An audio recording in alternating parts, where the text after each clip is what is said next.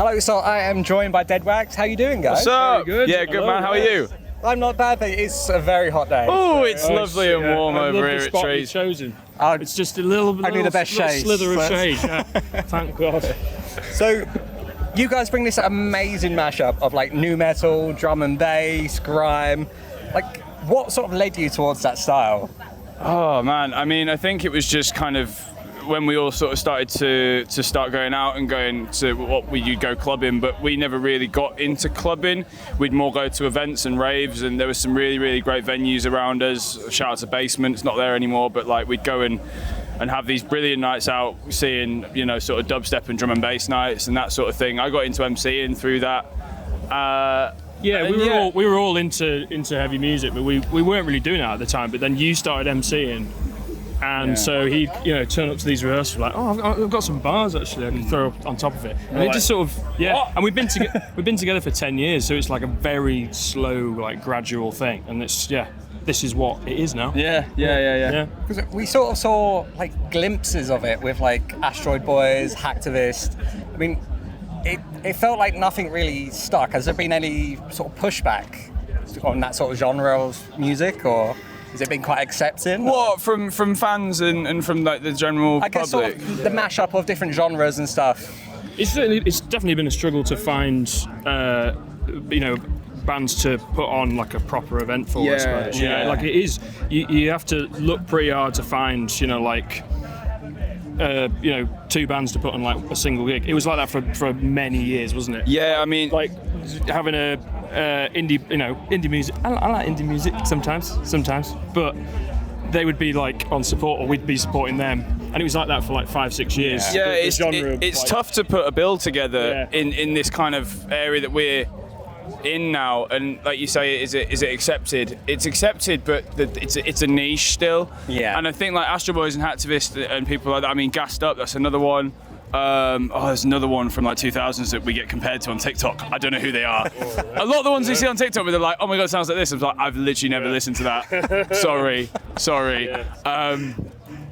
But yeah, it's getting more accepted, I think. Yeah. And I think we do it in a way that isn't as aggressive as maybe, like, because Astro Boy is my favourite band ever, but they did the mashup in quite an aggressive way, in that it was far more grime based, and I think that we have a more kind of punky attitude. So I think for like the kind of rock and metal crowds, we're accepted a little bit easier because we are a 4-piece, essentially a rock band. We are a rock band at our core and at our roots from where we started, and it's just developed into this kind of this mashup that you say, like Yeah, he's helped me understand it more now. Just saying that.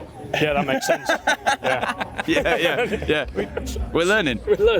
I'm learning. Speaking of Astro Boys, you did the collab at Boomtown last man. year. Oh. Is there any chance of that coming back again, or like a collab tour, getting them back again? Or? I don't know, man. We'd love to go on tour with the full band. I mean, we did a brilliant show with Benji Wild last year.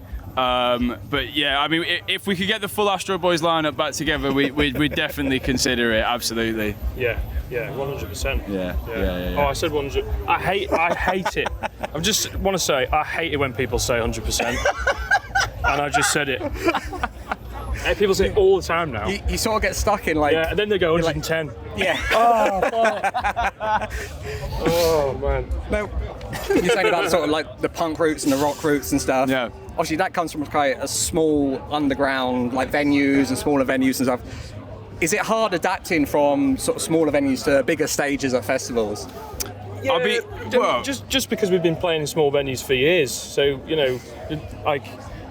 it's great playing at a festival, but I remember the first few times doing it, it's like getting up on stage and just going, oh my god, I've got so much space, I've got no idea where to go. Yeah.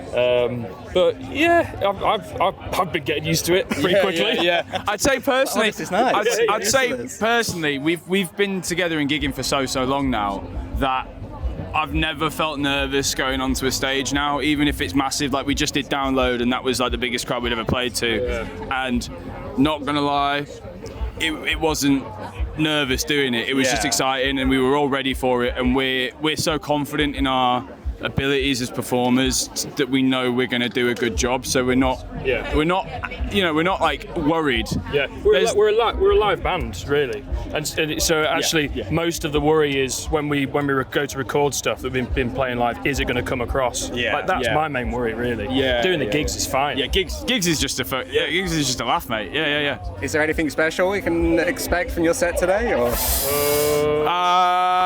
We got some stuff for the dubsteppers. We got some stuff for the D&B heads. We got some stuff for the rockers, for the metal heads. We got some cool transitions that we worked out in one rehearsal. Yeah, we done one rehearsal. Well. It'll be fine, you know. It'll be fine. We're a live band. We've done this before. You know, veterans. It'll be all right on the night. So, looking beyond festival season, what's next for Deadworks? Who knows, man? Who knows? We're still in the sort of writing room. We're always kind of writing on writing new songs and new ideas. We'll be recording some new music and we're releasing that. From there, who knows, man? If you want festivals, you want to book us, get in touch, man. Now's the time. Yeah, because the fee's going up. You know what I mean? There you go.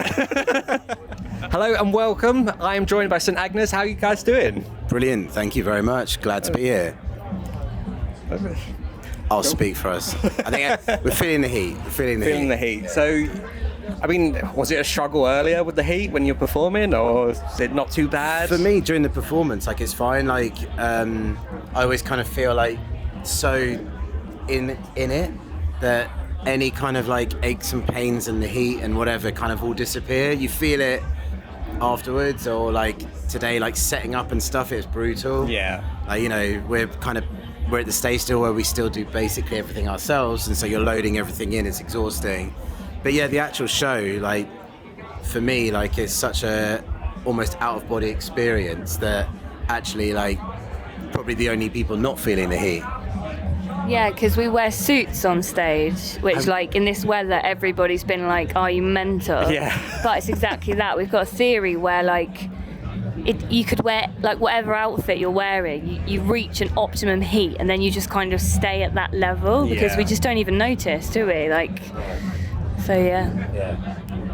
When you mentioned sort of wearing the suits and everything, is there sort of a theme or a reason behind them? I get like a sort of like a vampire-ish horror movie type vibe. Is that something that's incorporated into your live sets? I always say we wear suits because we mean fucking business. Okay. So that's why. Anything to add? Other than that, Kitty, we came up with it when we started recording the record, and Kitty was like, "What if we wear suits? Like, even in the studio, we just let's go in there feeling a bit more business-like." And it does make you play different, like, feel different on stage. It's really good. I think because this record's a more mature record than we've done before, I think that's where the idea came from initially. We just felt like the music felt kind of stylish. Yeah. I mean, like, we are the least stylish people when it comes to wearing suits, you know. We're not getting, like, custom-made things here. We're doing our best, but yeah, it just, for right now, it feels like the right thing. But St. Agnes is, like, born out of change, constant change, so who knows what we'll do. I think when we're, like, writing music, for me, I will have, like, a visual of what the music, like, everything about the world that the music exists in. Yeah. So as Andy says, like, when we're writing this album, that's the image that came to me, was like, we should be playing this in fucking suits. So that's what we did. I mean, I get this visual of you walking up to the studio, sort of like Reservoir Dogs. Yeah, that's very accurate. In the studio, one of the things that was our reference points as well for super style icons was The Matrix. Oh, okay. We love The Matrix. Like, such an influential kind of visual thing, and like all of us, it hit us quite hard at various points. And so we had a cardboard cutout of Neo from The Matrix, kind of like peering through the live window, overseeing all of our decisions at all times. And, you know, it's nice just having those little reference points of, like, what would be like when you're faced with 100 decisions? Yeah. What would Neo do? Yeah. Save the day. It's a good thing to do, yeah. So, obviously, you had the new album out just past May. Was there any sort of, like, challenges when recording it? I know you got in meaning business, but challenges. What kind of challenges did you face? How? Briefly. For, Put it briefly. do you want to do it or shall I? You go for it. Okay, so we starting on quite a serious and down note, actually, which is that when we did the previous album, Bloodsuckers, it was a really harrowing experience because Kitty's mum had passed away unexpectedly just as we started recording that album. And that album, like, some of the songs were explicitly about grief and stuff, but regardless, they were specifically, like, recorded while Kitty was, like, a wounded animal. Like, all...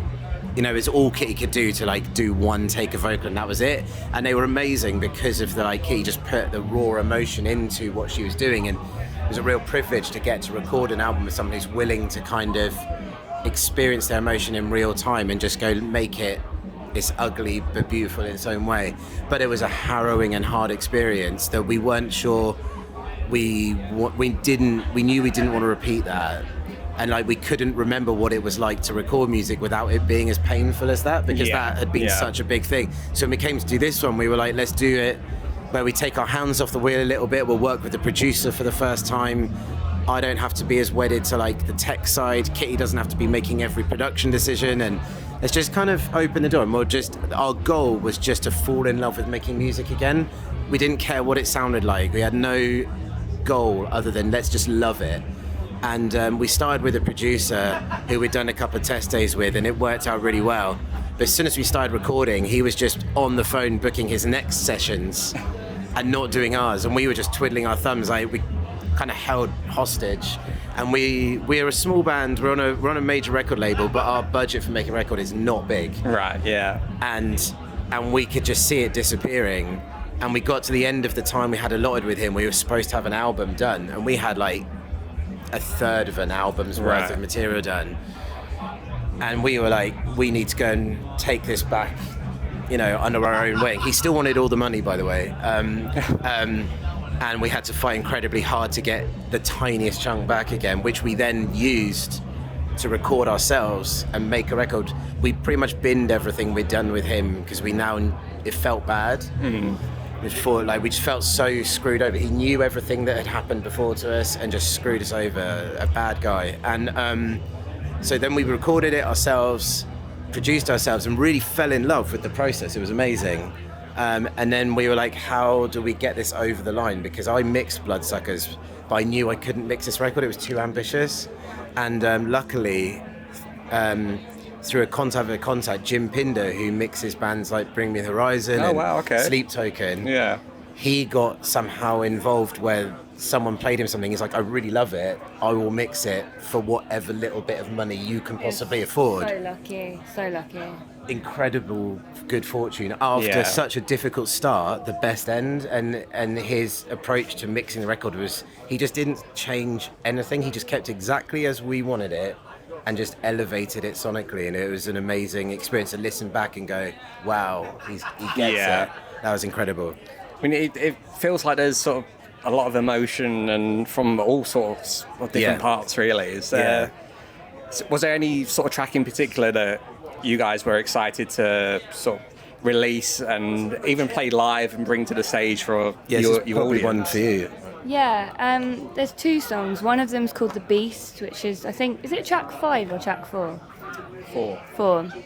And it's explicitly about my ongoing journey with grief. And it's kind of about, there was a song on the previous album that I'd written, which was about trying to find some beauty in amongst all of the darkness of grief and make something from it.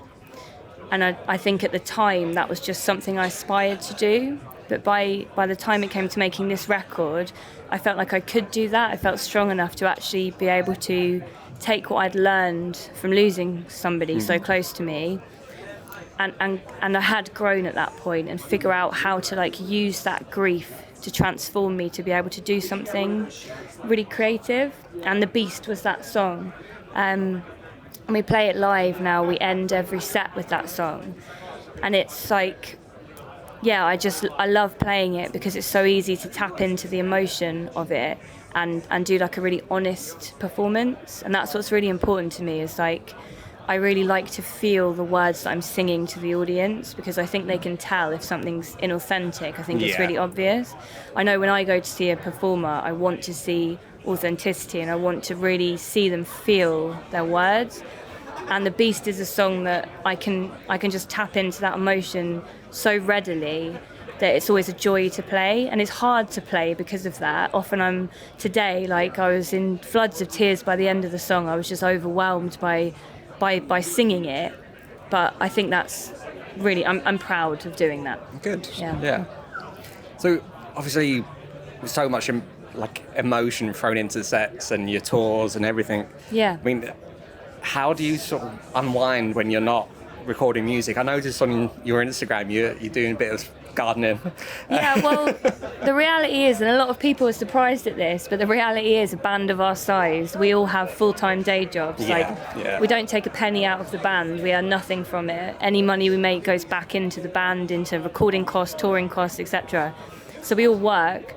And me, I'm a gardener. That is my day job. And it really is the most beautiful balance of playing like a main stage at a festival, and then tomorrow I'll be in somebody's garden, mowing their lawn, and which is funny. It is funny, but it's also just the most perfect balance, because the music industry and making music is it can be very fickle, and you're being judged a lot of the time, and you can't really control anything about it.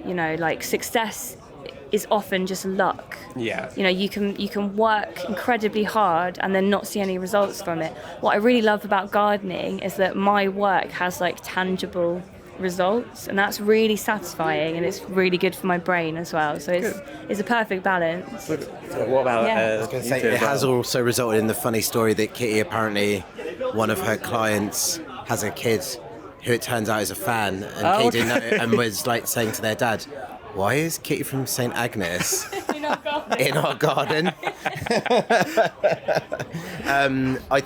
What do I do? Yeah. I teach guitar. Okay. I've got the next generation on the way. Nice.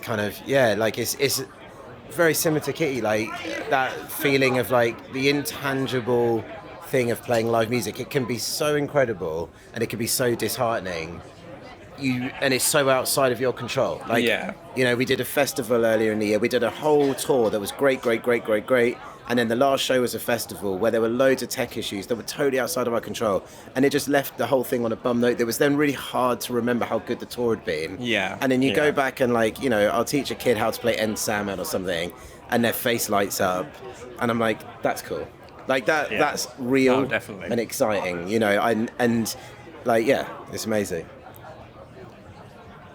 What do you do, Andy? What break the fourth wall? Follow that. What, you want to know what I do as a job? Well, you don't want to know. It was sort of finding out what you do to unwind when you're not doing music. Andy's a surfer. Andy's a surfer. Yeah, that's your job. Okay. Yeah, mate, loads of money doing that.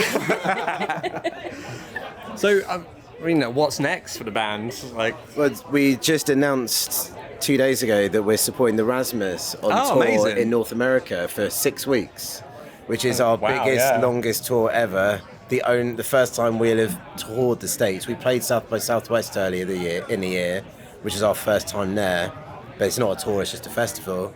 So yeah, we're starting in Chicago. We're going then all up to the East Coast, New York, Toronto in Canada, back down across the south of the country, up the West Coast, finishing in LA. Oh, amazing. Seattle, Vancouver. It's full on. Yeah. Amazing. It's going to be a great experience. So we've also got, I think probably by the time this goes out, I don't know, but we've got a song called The Beast, which Kate was talking about earlier. We've got a kind of lyric video that I think really helps put together kind of the visual, because when we released the record, we actually invited some of our hardcore fans to come and share the moment with us in a cinema in London. Okay. And we had made videos for the whole album just for that kind of scenario. We just really wanted everyone to listen to it really loud, have something to watch, drink a few beers and have a good time, and it was amazing. And so we kind of thought that video was good enough for public consumption, so it's coming out Monday. Oh, amazing. Hello, so I am joined by Arcane Roots. How you doing, guys? Very good, thank you. Very good, thanks. So, obviously you've been away almost 10 years or so. How's it feel, sort of, for after all these years away? How do you? I'm going to start this again. Sorry, it's really getting to me today. You've been in the sun way too long today. Yeah. Frying. Thank There he is. We've got to get the back of it. This is like the centre. Right, let's go again. Let's do it. Hello, so I am joined by Arcane Roots, guys. How you doing? Good. Amazing, thank you. Awesome. Well, so you've been away for quite a while. I mean, how have the years away changed your approach to performing together? I mean, it's almost like a new band, you know, having Bjarni join us and having Daryl, you know, reconnect and come back into the band. I think we're all treating it like a whole new thing. So trying not to really compare it to old version because it's just so different and the dynamic's so different. So we're just like embracing the new. So with sort of newer members coming in and performing with older members, has it been a sort of a challenge, like rebuilding the chemistry or forming new chemistry while performing? It's got him. Oh, Jack. No, it's been amazing. I've been fully embraced, and it's been so far so good. I can't complain. It's been lots of fun. Awesome. Thoroughly enjoyed it. Yeah, it's not really been about like, you know, having someone come in because Bjarni and Andrew were writing, so they were kind of coming up with the core concepts of the songs. So it wasn't really like one person's come in and we're trying to find a home. It was like they had this thing and then we all jumped on it. So yeah, the dynamic's good. Awesome. So you've got your new single, A Wave Across the Sea, sort of marking sort of a fresh chapter, I guess. Mm-hmm. I mean, how does this sort of reshape sort of the band going forward and like the atmosphere of live shows? It just does naturally. I think it's two new numbers, a lot of new sounds, sort of rethinking the direction of Arcane Roots, whilst not really trying to. I think we're just allowing things to happen over time. Just sort of not chasing specific genres or anything. We just sort of seeing where the music takes us. And it's been interesting as well playing together. You kind of realize how people play and what they add, and so we're just trying to throw things between us and see what happens. And you can kind of hear it in a wave. It's not a strange track, but it's different, I suppose, in its structure, and that's what we're all about now. I suppose that's what you've always been all about. Gotta keep them on their toes. Gotta keep them on their toes. So with bringing in sort of new material and stuff, has there been a struggle with balancing sort of the nostalgia of older Arcane Roots songs and while bringing in new stuff? No, not really, to be honest, because we love the new sounds. So if anything, we got excited about adapting the older songs to fit our new band. So we don't consider it nostalgia. Maybe, I'm sure other people do, but we're like, let's take this song and then let's make this a song by the band we are now. So we're reshaping stuff, and it's been fun doing it in the live set. Absolutely, and also just bringing stuff to the band. I mean, it will always sound, the Arcane Roots DNA is there. And as soon as Jack does his thing or Adam brings his thing, the sound will sort of be in the Arcane Roots universe, but different at the same time. Yeah. Okay. So, I mean, what's next for the band going forward? Well, we got a set this afternoon. Yeah, in about 15 minutes. 15 minutes now, it's an hour, I think. But then it's Arctangent is the next stop. Yeah, we've got Arctangent next month. We've got a big London show at the end of the year. Yeah. Lovely. Which is kind of our next milestone, I suppose. Yeah, it's our big mark. It's like our biggest headline we've ever done, and it's an audio-visual show, so it's going to be unlike anything we've ever done before. And then we're going to be writing. Yeah, it's writing mode. Also, during these 2 days, we'll be sort of figuring out what to do next, I think. Yeah. So, you're saying about sort of an audio-visual show. Has there been sort of any challenges preparing that and crafting sort of loads. What you need? Yeah, Endless non-stop challenges. Non-stop. Yeah. But that's the whole fun, right? Yeah, no, That's why we do it. Yeah, we got such a good team around us, and we got Daryl, who's the audio-visual genius. So we're confident and we're excited about just pushing it and just doing something really special and really unique. Hello. So I am joined by Lastelle. How are you both doing? Hello. Yeah, really. We're having It's very hot. It's very hot today. It's been a beautiful day, very hot, beautiful day, but we couldn't be more happy to be here. I'm so stoked to be here. Yeah, honestly. I mean, how did you manage with the heat and doing your set in the Terribly, tent? Like, awfully. It wasn't good, but it was. It was the best time. We had the wicked time, but it was also the blurst of times. The blurst. Yeah, it was the worst of times. It was the blurst of times. It was tough, but it's like really rewarding. Yeah. At the same time. yeah. I said I feel great, but I feel terrible. Yeah, it was amazing. Awesome. Yeah, it was great. In my preparation for this interview, I listened to Adam and Freddie claim you're the least rock and roll band in history. You like a hike, you like a picnic. I listened to your band. I was like, I listened to your band in preparation. They claimed you're the least rock and roll band in history. You like a picnic, you like a hike. Oh, fuck. Can I say that? Yeah, say what you want. That's rock and roll, isn't it? I said, fuck yeah. I mean, what is the most rock and roll thing you guys have done? Probably what I just did. Fuck yeah. Fuck yeah. I don't think I've ever done anything rock and roll in my life. No, that's what we mean. Is like, you know, our saying in our band is bed by one. And like, you know, the entire post getting off stage, it becomes let's play a good gig to bed by one, and that's the ethos of our band beyond not be a terrible band, I think. We'll have a really good show, but then be in bed and bathed by one. Yeah. Want to feel bathed, feel clean, feel well. Happy, tucked in, all tucked up into bed. We'll tuck each other in. Yeah. Just picturing you all sort of next to each other in bed, just like all cozy. It's been like that before. Yeah, that's what touring is. Until you make it, that's touring. Didn't answer your question, but yeah. That's fine.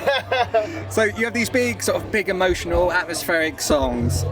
Like when crafting your sets, is there sort of a certain order you do it? So you've got this big emotional crescendo. Yes. Or? Yeah, I think that's very much part of how we craft it. Is like there is a little bit of that song can't be there. It can't be because of X, Y, and Z. So I think it is you want it to.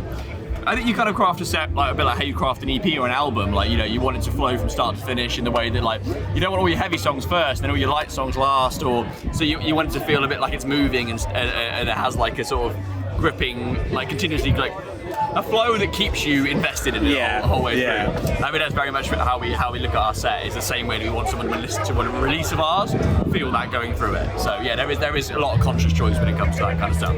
A big conscious choice is how much can you fit into half an hour sometimes. That was going to be my next question. How do you fit that into a support or a festival set? Oh yeah, it's tricky. We had half an hour today, and we were there's these songs that we need to get into the set, and this is the first time we played a set where it was it's the tightest set we've played in between songs. It was I think I had a sip of water in 30 whatever it was degrees once in the set, because it was right, you need to tune or drink, and there is no choice. There is only choice. I can't do both. I had 2 beers. Yeah, and this guy's just there, just slamming them back. It's pretty rock and roll, actually. Yeah, there you go. That's the rock and roll. There you go, slamming beers. Yeah. We had 2 beers. Two beers. We had almost a pint. Rock and roll, baby. So, I mean, this next one's more aimed at you, Mike. It's you drum and you sing. I mean, does that not come hard? Is there something you prepare in advance, or to be able to do them both together? So you're not just sort of shouting or anything you're singing really well, and you've got really great harmony. Sings really well. Thanks, man. I don't know how else to say it, but you're a really good singer. You sing so well, Mike. It started off as a thing. If I didn't do it, I got told off. So I have to do it. The story is, it was just bullying. Yeah. It was we used to play in a band years ago with other people, and the vocalist at that time was I really would like someone to try and back me up. He all screamed, and Mike was because he just joined the band, and he was I want to impress them. He was I'll try, but I can't scream. And he just tried to sing, and we were bloody hell, mate. That band broke up, and then it was from that point on, it was right, we're starting a new band, and you have to sing because you're too good not to, and then he hated it ever since. Yeah, man, hate it. But I think what comes naturally to me, I'm a very loud person, so being able to sing and drum is not really been an issue, because I just shout. Yeah. You probably heard me earlier making a pterodactyl. I'm just a loud guy. The loudest drummer and the loudest vocalist. Yeah. So I don't know how to answer it without being, I don't know. No, it just feels like one of those skills that you don't see that often, is someone drumming while singing. Sure, yeah. I mean, I don't know, I think it's just from listening to Paramore in the car and just singing along to Paramore, and then that's it. That's all I do. What, do you ever sort of get comments from like fans or anything where obviously it isn't a usual thing to have a drummer and a singer all sort of rolled into one? Is that something you get often, or? Yeah, I mean, a lot of the people, if you've never seen us before, we've had a lot of comments where they're like, oh, I must be on backing track. Like, where's the singer? What's going on? Because I'm so like, in the venues we play, like I'm at the back in the dark, and it's like no one knows I'm there. We normally start our set with the song Pine, which is like guitar forward and then brass forward, and then Mike comes in singing, and no one thinks to look at the drummer to see where that voice is coming from. They're like, is this on a backing track? Yeah, and it's just Mike at the back of the stage, and no one even thinks to look there to see where the vocals are coming from. No one cares about me, man. But it's so funny because everyone cares about you more than anyone else. Everyone wants to talk to you, and you're like on the back of the stage. So like, most of my questions would be for you. So. So you brought out Exist Volume 1 and 2 and then combined them into as a full album. Yeah. I mean, was this sort of a choice ahead of time to do 2 LPs and then combine them, or did it just happen that way? It was. We kind of like had it as like a whole cohesive bit of work, and then we split it up to be like, right, let's kind of like. I just in these days of like waterfalling and releases and social media, the way that kind of works, it kind of made more sense to do it in 2 halves and like elongate how long we could sort of annoy everyone by talking about it. It wasn't just for that. It was kind of like when we looked at it, we were like, right, where are we as a band? What were we going to get the most out of, an album or 2 EPs? And for us, where we were before we released the Exist stuff, which has done like wonders for us as a band, we were like, I think it does make sense for us to do it as 2 EPs, and then with that with the way that it was ordered, again to kind of go back to the set question earlier, there was a lot of purpose in how it was structured. Okay. And because of that, it had a first half and a second half almost, so it was very easy to split it into 2 because it felt like it made sense. Like where like Pine opens the first one, it's a slow build up. The track Exist opens the second one, and that's also a slow build up. So they kind of did the same purpose for the 2 halves of the same release. So like we looked at it and we went, actually, like after the way that we structured it, like the purposeful structure for it actually can be split into 2, and it makes sense. And we're like, actually, it all kind of comes together, and it's probably for where we were as a band, a more sensible idea to do that. And I think it's actually paid off for us like fairly well. So like, we're super stoked as to how that decision to do that turned out for us. And I think that both parts, whilst similar, have also a very different like vibe to it. Right. Yeah. So, yes. I mean, going forward, is this an approach you'll take to like the next album, or is it just one album at once? I think I hope not. The idea is to not do that. Like right now, where we stand right now, we're hoping to go and do like a bigger body of work, but we don't know until you get there, kind of thing. Like what is it? I've always ever like in my life, I've always wanted to release an album. Yeah. Like I think that's the dream of everyone listening to music is like, here's an album that I was part of from start to finish, release it to the world, see how it goes. And like, we've not yet got there, and if we were not to do it again, I'd be really sad. Yeah. So also, we did get there, we chose not to. Yeah. But also, if it works, it works. Like, we'll see what the times are and stuff, so. I think that artistically. I want to do an album. Yeah. Artistically, it didn't feel. Album! It didn't feel like we weren't like, oh no, it doesn't work as 2 EPs, we're just gonna have to do it anyway. It was actually, this really does make sense. So it felt easy to do it. We wouldn't have done it otherwise, I don't think. So actually, like, we know where we want to go next, but who knows what happens. So also, we might all fall out and hate each other and never do it. So watch the space. Exclusive. There we go. Hello, welcome. So I am joined by Malice. How are you both doing? Yeah, good, thank you. Thank you for having us. That's right, thank you for joining me. Thank you. Yeah. It's very hot. So, you were here last year, and it feels like you've sort of been working your way up from sort of middle to now you're headlining the world stage. Like, how does it feel to be back and in such a high position? Yes, I mean, we love this festival so much. It's one of the best organised festivals we've ever played, and yeah, I can't believe they've asked us to come back again. Like, that's the third time we've played. Must be doing something right, I guess. Yeah, I mean, it's they give a platform for smaller bands to come and play like a big festival, which is incredible. And we still feel like a small band, so it's a bit mind blowing playing a headline sort of slot. Yeah, it's very validating, I think. Like after touring so much as well, it's amazing to come back in this kind of for this occasion. It's really cool. So, how different is it, sort of structuring a sort of like a sort of 30-minute festival slot to a headline festival slot? Oh yeah, it's interesting. We're in such a kind of like middle ground, sort of gray area between, you know, like moving from the old set to the new one with the album coming out in September. So like we're trying to kind of slowly adapt things, adding things, but not too much that is too new, to keep some of the things a surprise for September. But it's gonna be fun. And also we added something very special for this set. It's a fun cover that I can't wait to play. Can we get a hint at all? Or? Make it like a club night. Okay. Club night, baby. That's it. Yeah. So is there, I mean, you sort of hinted at bits with this new cover and stuff like that, but is there a track sort of from your past off, or even new stuff that isn't out yet that you're looking forward to playing?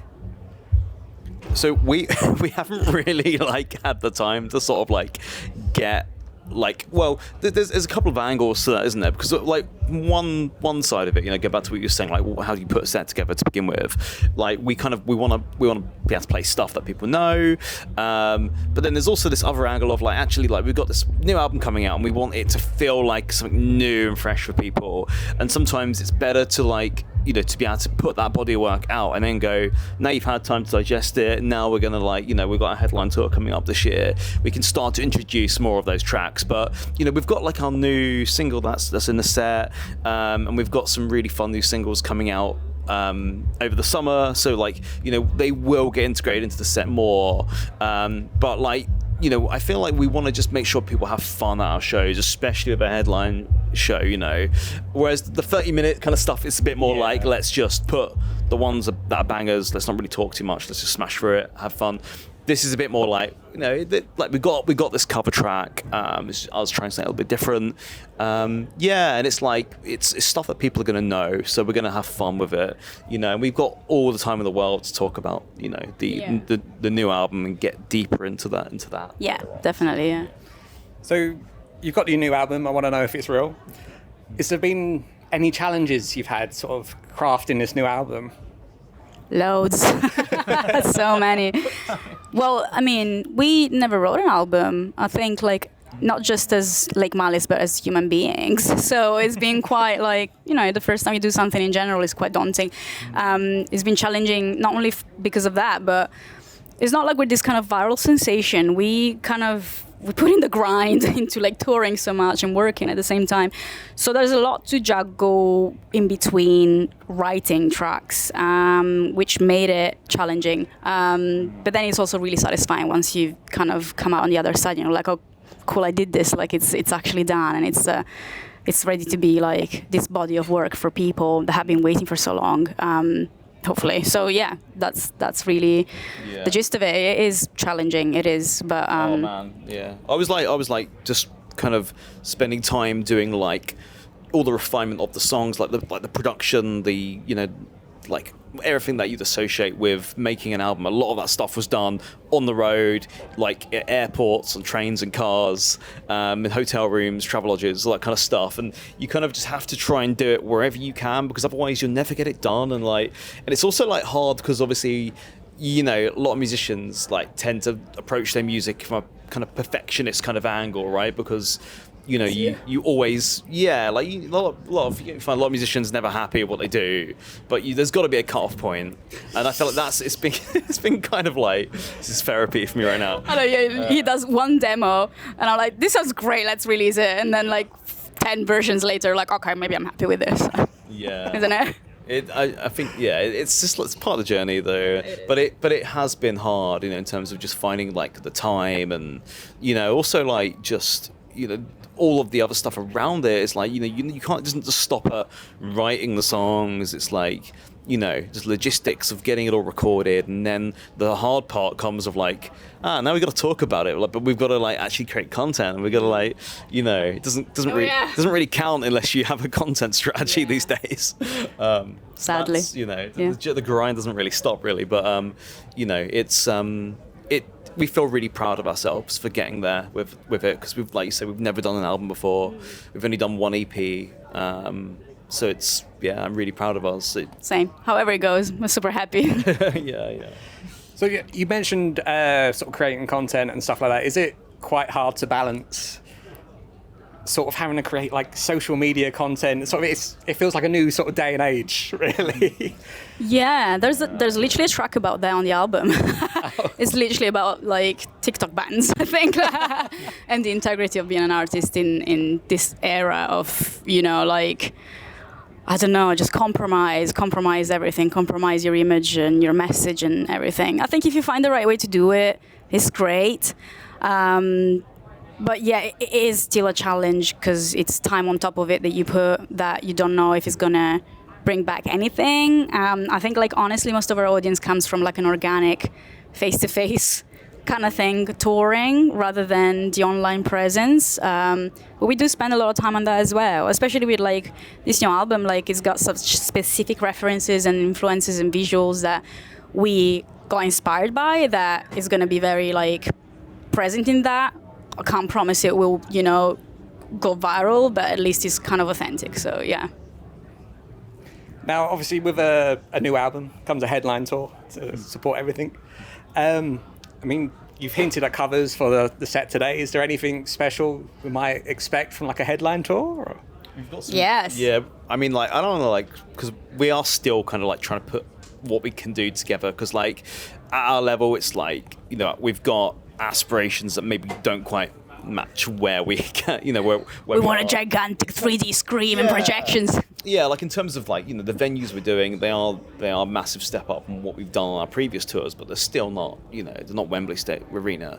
We're just not that band yet. We've got big aspirations, but we are trying to put some really cool bits together in terms of production, in terms of stepping up that a big level. So I think people that do come along will get a really good show. I think I feel like we've got such a strong world we've built with the album that there's so many fun ways we can bring that world to life, with the performance. So and then integrate the new tracks in it as well. It will be like a completely brand new set with a few ghosts from the past, but most of it, I'd like it to be an introduction to what the album is and what it sounds like and the energy that it brings. So yeah, it will be quite interesting. So you've released Ghost in Hell. When can we expect another single from the new album? So soon, you have no idea. Yeah, really soon, yeah. in fact, it's out now. Oh my god. No, it is really soon, and it's we're literally shooting the video for it this Saturday, which has been like a pretty last minute end of it. But like we always do things last minute. Can we say the release date? Yeah, we probably can't, can we? But it's like end of July. When is this coming out? When do you want it to come out? Because we can. Because the single should be out on not the 23rd of July. I think the week after that. I think it's the week after. Yeah. I mean, we probably. This month, basically this month. So yeah, it's coming out this month. Yeah, because there's not a lot of time between now and when the album's out. Really, yeah. So we've got this single, and we've got a few more other surprises from the album. Yeah. We'll talk about, between now and then. So but like I feel like we've been quiet, haven't we? Because we've been working on this album. We haven't been releasing lots of music, so it's nice to be in a position where it's like we're gonna be hitting you with lots of stuff now, and it's lots of tracks coming. Yeah. You'll be overwhelmed. Hopefully not.